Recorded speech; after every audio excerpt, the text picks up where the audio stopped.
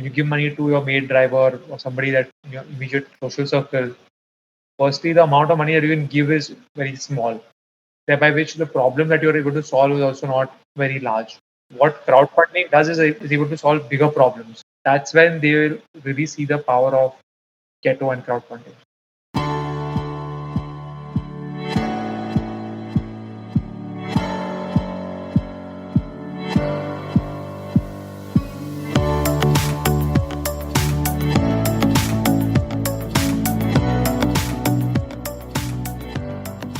How can you leverage crowdsourcing to fund a good cause? It's this curiosity that made Varun Sheth start Ketto back in 2012, when crowdfunding was not a common practice in India. As the first mover in the industry, the 8-year-old company has become a trusted name for making your donations count. Ketto, from Key to Tomorrow, has successfully raised over rupees 1,100 crores through 2 lakh fundraisers and has a database of more than 55 lakh donors. Numbers play a critical role for crowdsourcing, and notching up these big figures wasn't an easy task for Varun, whose idea was once rejected by investors over and over again. So, what got him convinced that Indians will donate on an online platform? Let's find out from Varun Sheth on this week's episode of Maharani Talks. And I'm your host, Mahati Rangarajan. Hi, Varun. Thank you so much for coming on the podcast. Thank you so much for having me over. It's completely my pleasure. Same here, likewise. When I started reading up on you, what I really found interesting was you had mentioned how you were a poor student and you kind of, went about through your college and you decided to go abroad and study because all your friends were going abroad.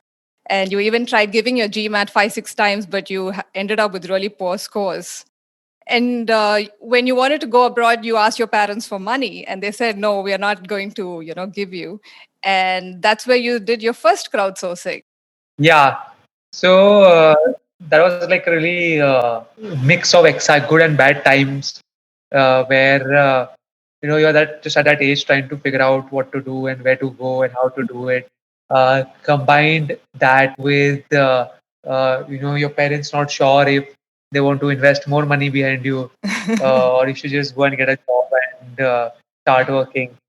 And you also, of course, trying to discover where your career will take you, right? Your early 20s is all about figuring what you want to study after finishing study, where will you be, which industry do you want to go in? Do you want to be in entertainment or finance or just endless possibilities, right? And it's just so difficult to decide that where you want to go. Yeah. So it was a mix of a lot of things that got me to think about the idea of reaching out to people and getting them to give me money, right? Yeah, There was no word like crowdfunding back then. true. So the idea was simply just going to people that I knew and who thought that I was like, say, 5% smart and just take that leap of faith. And I know after that you went into, finance because you thought, okay, that's where the money is, and you did your job as a trader. But unfortunately, you initial days of your career, you kept getting stalled at various points. And when you got laid off, how did you think there was a market for crowdsourcing? Actually, it was very early back then, right? So it was impossible to say that how big the market was or if there was a market or no, right? Yeah. The action was driven by a problem statement that do people really face this issue in terms of raising funds and raising capital? And the answer always 9 out of 10 times was yes. The current mediums that are there available to raise funds are just not applicable to everybody, Right.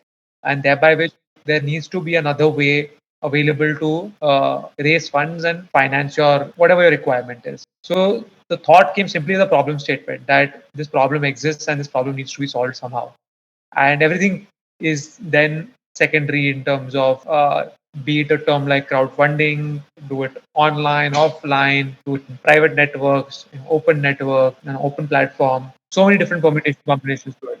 But the thought was simply based on that does this problem exist? Okay. But did you feel you had what it takes to be an entrepreneur? Did you have that doubt? Or you just decided to jump into it headlong? I definitely still doubt it. It's not that there are no doubts as per se, but it's something you just figure along the way, right? Nobody is born a entrepreneur. Everyone just figures it out along the way in terms of is this something that works for them or doesn't work for them. Okay. And how do you balance yourself on the days when I'm sure, entrepreneurship is a very self consuming journey? So, what do you do on the days when you feel like you're drowning? How do you keep your balance? I would say that the best way to find balance is, of course, find something that you are passionate outside your work as well, because there will be days where you're busy 8 hours, 9 hours, 12 hours. If you have something that a switch that is a turn off switch, that you feel like, okay, after putting in 12, 14 hours or working probably 65, 70, 75 hours in a week, there's something that you can go to and which allows you to like stop thinking about your work for a few hours. Yeah. That I think adds a lot of value in your life in general. For me personally, it's been really making sure that irrespective how many hours it's been or what time of the night it is when I get back home, is to just make sure that I put in 1 hour of exercising or running or doing some activity where I'm not thinking about work and I'm just running and I have music on and just like that's it, like I'm in my zone. Okay. So that all those 1 2 hours I'm just not thinking about anything other than the current state or current place I am in. So making sure that you get those 1 2 hours every day really maintains sanity and also gives you that energy next day to wake up and do it all over again, right? Yeah.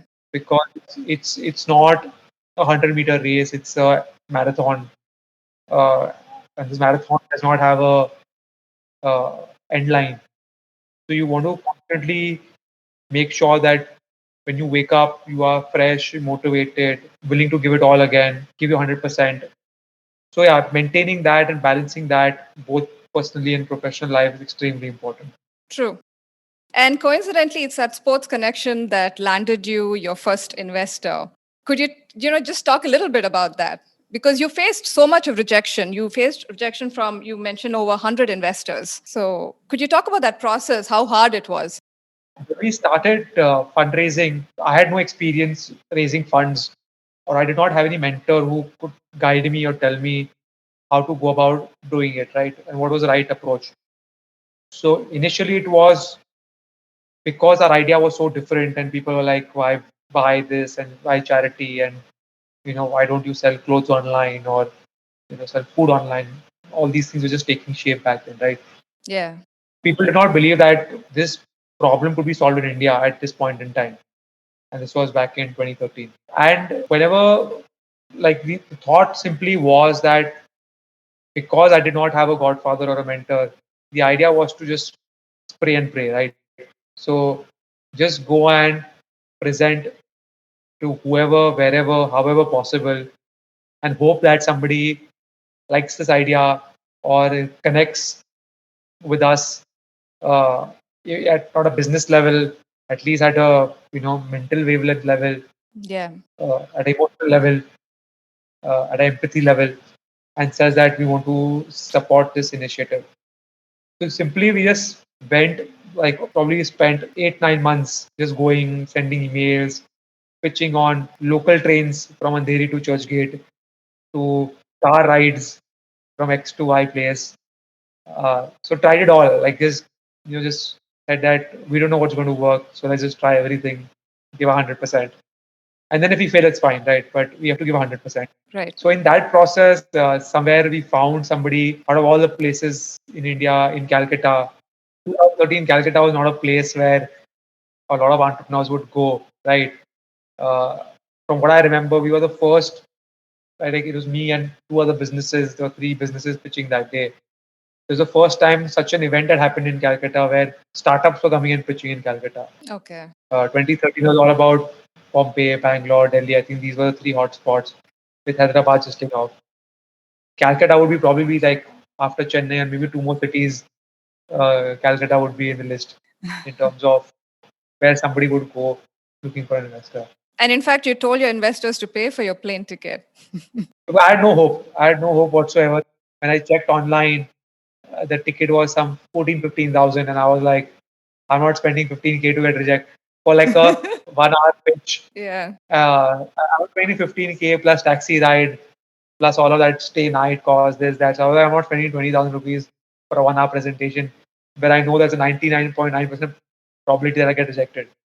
Okay. So I just told the investor that I don't have the money and I can't afford this. I can't afford to come there. Why can't we just do it online? And back then, of course, Skype was not as popular. Of concept of pitching online was not popular. And he said, "Oh, you know what?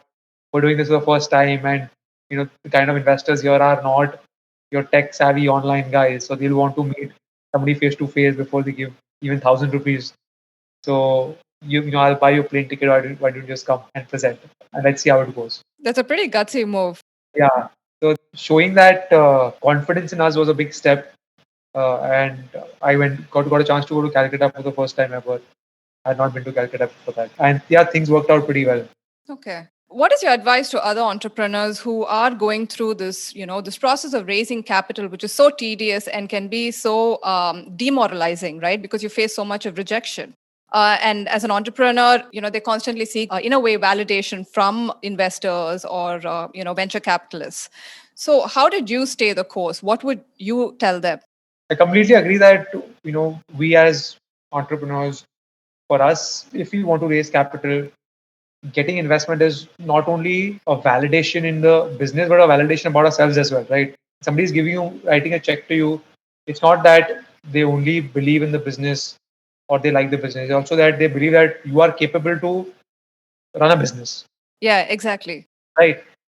And the fact that you get rejected so many times, firstly, it puts a question in your mind that are you the right person to run the business? You know, Yeah, business being successful or not, or being in the right industry or not, is the second question. First question that you think about when you get rejected is that am I the right person for this job? Am I the right person to start this business? Should I go back and get more experience and then start a business? All these questions cloud your judgment constantly, right? true. And it also puts you into a thinking zone in terms of are the decisions that you're taking right or wrong, right? Because there is no judge sitting there and telling you you're doing the right thing or wrong thing, right? You're just doing it. You're hoping that you're doing the right thing, right? You're just living on hope a lot. Yeah, So the only way to think about it is that to create some rules, right? One is of course keeping a timeline. For starting a business is accepting the fact that you'll get rejections a lot along the way, right? right, Some things will work out, some things won't work out. But when you start, I think keeping a deadline for how long you want to try for is very, very important. okay, There's no point starting something without having a deadline. So my always view and recommendation is that putting a end date is very, very important. Like that gives you enough uh, runway to try out whatever you want to try out. right, If you're starting something new, saying that okay, you know what, I'm going to give everything to this for the next 1,000 days, which I think is a fair enough time okay, to figure out if what I'm trying to do works, if the product works, figure out if I can get some customers, if I'm not able to cover my cost, figure out if I can get some investors to back it. Now, today's day and age, there's so many opportunities like incubators, accelerators, which are there in India. yeah, Finding the right co-founders. So you get all that 1,000 days to figure everything out, right? And I think till the time if you've not found figured that out in 1,000 days, then maybe it's a good time to quit and try something else. And there's nothing wrong in it, right? If you quit today, you'll find something better tomorrow. true. But if you don't quit and you keep going at what you're doing, which has no end sight, you're just losing on more time than you have. Yeah, that's an interesting perspective. In fact, I want to ask you, when do you know it's time to quit? And when do you know it is, okay, maybe I have to pivot, maybe I need to tweak my business model? Because Ketto has pivoted many times over the years. I think your first 1,000 days is all about pivoting, right? It's all about trying everything possible. Uh, what sticks and what does not stick, and what customers like and don't like. Okay, Most businesses that start out at something in the end are very, very different, right? From where they start. true. Yeah, I think the real answer is to have growth mindset, right? So if it's not growing, it's failing. Go try something else. So I think if you start something with a growth mindset, saying that hey, you know what, every month I want to grow by 20%, 30%, and if I'm not growing for 3 months, then I need to try something else. I need to pivot. Right. That is the best approach of starting a business, having a growth mindset with the idea that if I'm not growing, I need to pivot. I need to think something else. So as long as those two you can really connect with what you're doing, it makes it very, very easy. Then Okay. So how long before did you actually start seeing real traction in the, platform? I would say probably 28th or 29th month, we started seeing some real engagement happening. Yeah. The first 2 years were very dry, very slow. And of course, we were figuring things out. But in the third year, things started really picking up. And we really started seeing significant growth, which gave us also confidence, right? That, hey, Yeah. on the right path and we should do it and not. I think, yeah, that's pretty much where I think where we started seeing some growth and traction and engagement on a month on month basis increasing. Yeah, for crowdfunding, numbers obviously play a huge role. And to get those numbers, you need to build trust. So, how did you go about building that trust? I think there is no end state of creating trust. I think creating trust for any brand is a constant work in progress. So I would say that someone like say the biggest company in India, like Reliance, is also still building trust. Everybody does not trust Reliance. Every day they're doing something to increase trust or enhance trust among their customers. So there is no end state to it. I think it's a constantly evolving process in any company's journey. Today, companies like Facebook and Amazon also still building trust, right? Yeah. Uh, Amazon is a best example, right? You still need to trust the idea of shopping online on Amazon. Still, everybody does not trust shopping online, even though Amazon is more than $1 trillion company, right? Yeah. So I think you need to take a step at a time, right? Trust is built by providing your customers a great experience. So if you have one customer today and if you make sure the customer has a great experience, uh, you build trust with one person. And then every person that gets added on the system, if you create a strong process of making them have a great experience, whatever product or service you're selling, you are building trust. And that trust will multiply at a very high rate as your number grows, right? It compound at a very fast rate Yeah. as you become bigger. And you'll start seeing that referral effect also. So I think trust is built by providing a great customer experience that they want to come back. Because if you have a customer and the customer does not come back second time, that means you failed at building trust. So, you must be having a high number of repeat donors and beneficiaries. That's correct. More donors because beneficiaries are more one time and they need something, they come and Yeah. but donors want to constantly support every month, every quarter, semi-annually. So providing great experience is very important. Okay. So, when did your co founders step in, Kunal Kapoor and Zaheer Adenwala? So Kunal and I met probably the first 6 months of the journey of Ketto. I just formulated the idea and put a product roadmap design together. And 5 6 months into it, I met Kunal. He was actually working on something similar through a common connect. So we just met and we started talking what he wants to do, what I want to do. I showed him the kind of stuff that we're trying to do, and things aligned. So we, after a few months of discussion, we just said that let's do this together. So that's how we connected. And Zaheer came on board after another probably 6 8 months after that, where we realized that building an online business, an online platform, is extremely hard if you do not have the right technical expertise. Yeah. And we definitely saw that gap internally when we created version one of the platform, that it's completely crappy, it doesn't work, too many issues. Okay.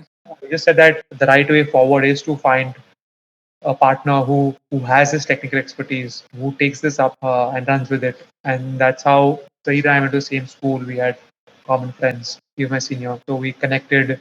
And I told him about what we're trying to do and where we are. And yeah, the rest is history. I didn't know that. I knew you and Kunal were in the same school and college. So that's nice that you have some backstory that goes beyond the company. Yeah. So are your roles clearly demarcated, or do all of you put your heads in when, an issue crops up? How does it work? So roles are well demarcated in terms of what we have to do, but we usually try to always regroup if there any issue arises, and very open line of conversation. If there's some issues that I am facing in areas that I look at, so I'll get them involved. We'll discuss, brainstorm, and see how everyone thinks about it. And I would say the same way would go with them as well. Okay. So, what would you say is your strength that you found out as an entrepreneur and your weakness? I think from a weakness standpoint, I would definitely say that. What would I say? Which one should I say? You can state all of them if you want to. Weakness is something that you constantly work on to improve, and I would say that I have many in which I've tried to really work on. But one weakness that I'm very very interested to work on, and which I've got a lot of feedback, is spending more time outside work with a team. At a personal level, I feel like I do not engage enough with the team. It's just more professional and you know Right. move forward type. That's something that I definitely would want to work on. Engage enough with the team on the personal level as well. Okay. And you have now a team of 160 members. No, now we are too big. Oh, 250. Yeah, Oh, great. Is there an important decision that you took that you wish you hadn't taken in hindsight? so many of them. Uh, I would say that I would definitely have negotiated harder in our last fundraise. Definitely, I feel like we could have got a much higher valuation than we did. That is definitely something I will always regret. Okay. Hiring is definitely something that you make mistakes all the time, where you think that this person could fit, and you make the mistake of hiring the wrong person, and that just eats up a lot of your personal time, personal professional time, and idea of rehiring somebody, training. You'll end up losing 6 to 8 months every time you hire a wrong person. So a lot of mistakes made there as well. So yeah, I would say that these two would definitely like to highlight. Yeah, actually, like you said, team building is so crucial for an entrepreneur. It really is the life of the company in a way. It's the kind of team that you build. And now that you have 250 members, what would you say would define the team culture, the company culture? I would definitely say that being empathetic is the most important aspect of our company culture. Given the space that we are in, the people that we work with, the way we interact with not only internally but even externally when we meet people outside a professional setup as well is very very important, and that's the strongest part of our DNA and our culture, is that we want to make people understand being empathetic and helping other people is the most important value that you can have as a individual, and when that trickles down into your day-to-day work with your team and the company, that is the biggest impact that you can create on anyone's life.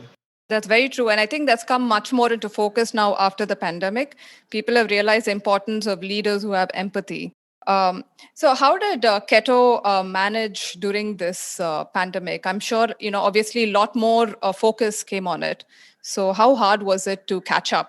So the first 3 4 months from I would say April, May, June, July were very tedious and very difficult because we just overnight we just went from everyone in office to all of a sudden everyone being at home in a matter of 48 hours. In a week we saw our growth scale up very very quickly. So in those 3 4 months we just grew 4 times with the same team size. So the scale at which we grew and the team that which we were at that point in time made it very difficult for everyone to manage, which basically got everyone to work. Probably like people were working 12, 14 hours, 7 days a week.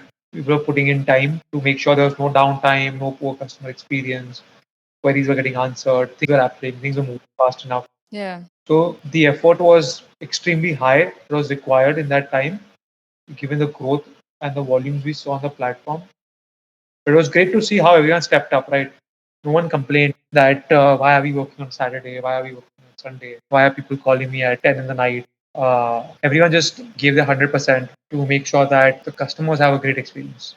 Okay. And do you think the idea of crowdfunding got accelerated? Like, for instance, before the pandemic and post that, do you see a lot of difference in number of donors that you had? Definitely, I would say that the idea of crowdfunding secondary, but the idea of just giving online accelerated significantly, right?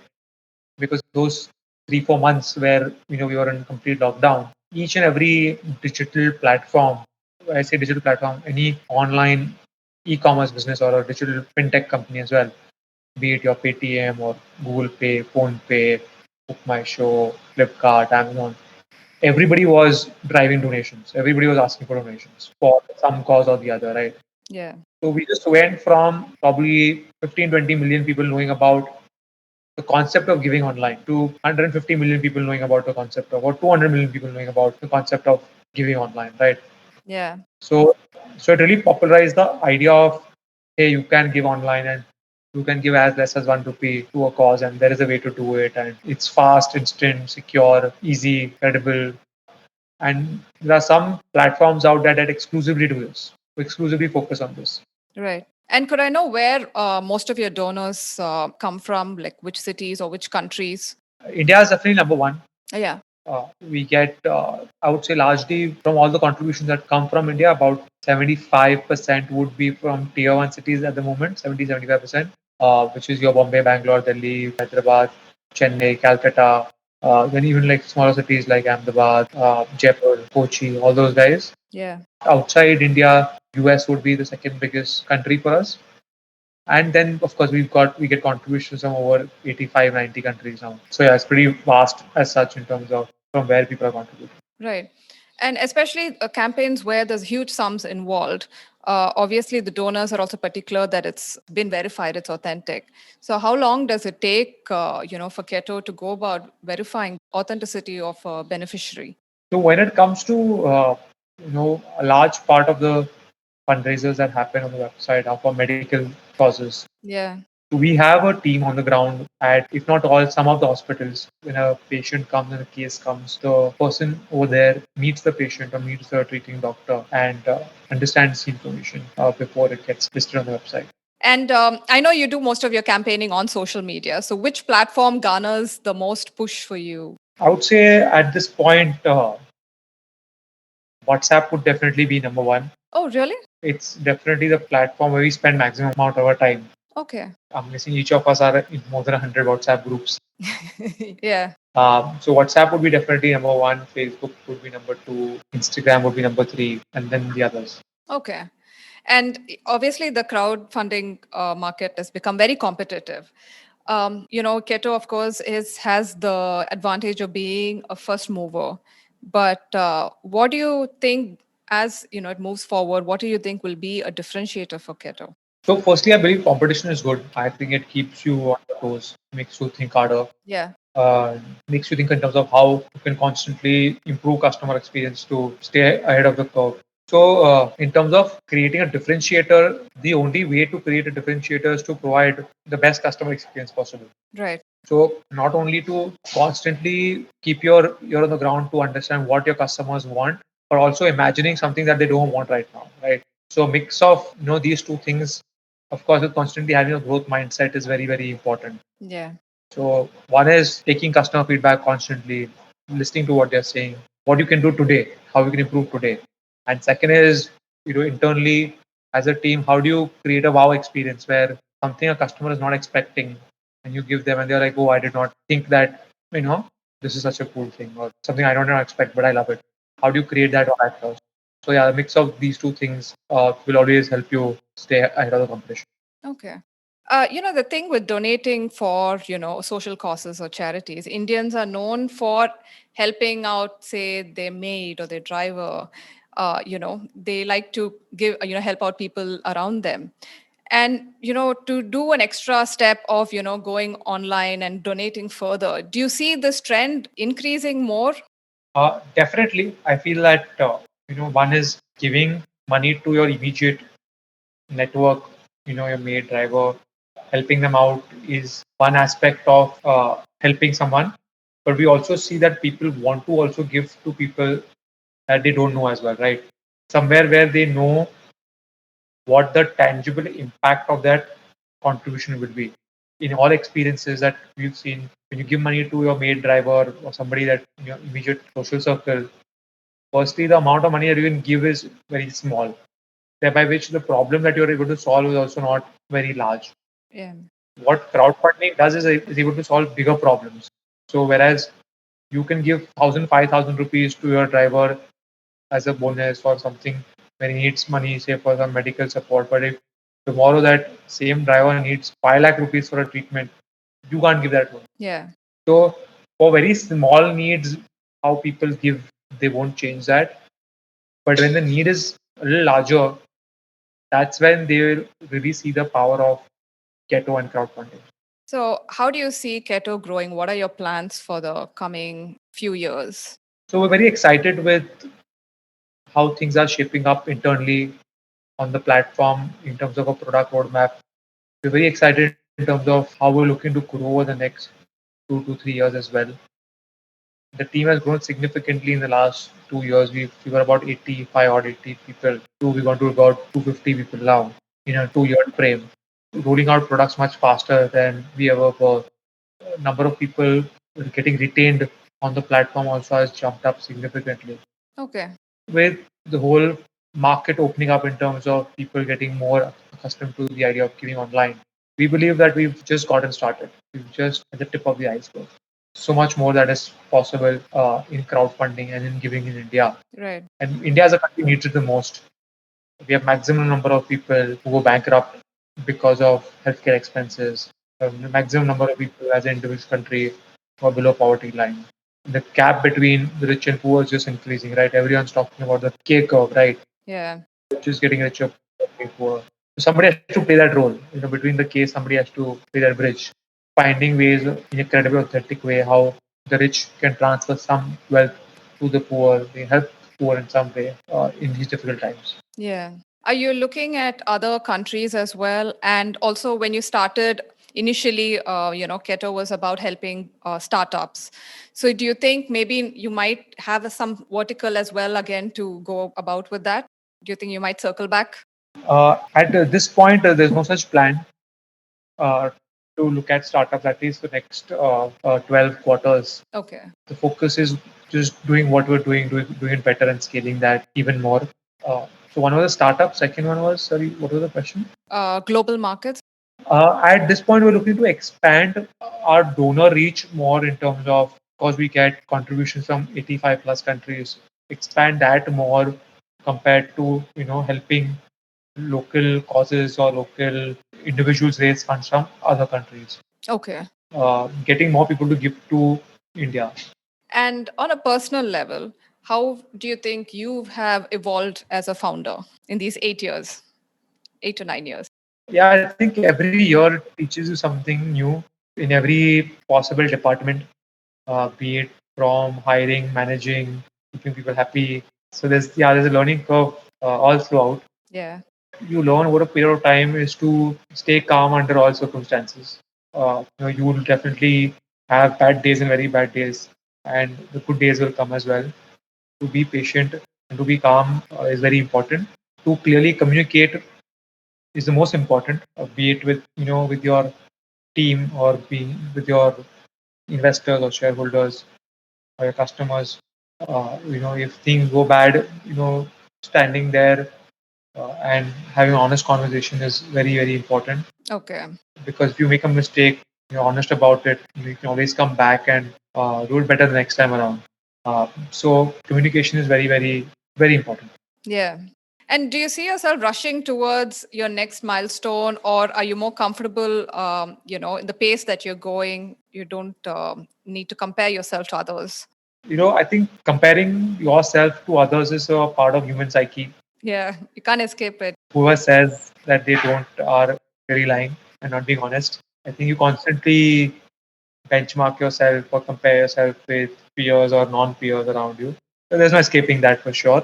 Having said that, we are very confident that what we are doing, is the right path, at least for us. And having a very innovative growth mindset allows us to constantly try and do new things. And then you just, enjoy the journey, right? Yeah. My last question. Once, post pandemic, once all this goes off, whenever that's going to be, are you looking forward to heading back to Himalayas? Yeah, hopefully very, very soon, maybe before the pandemic. Oh, okay. All right, Varun. Thank you so much for taking the time. Thank you so much.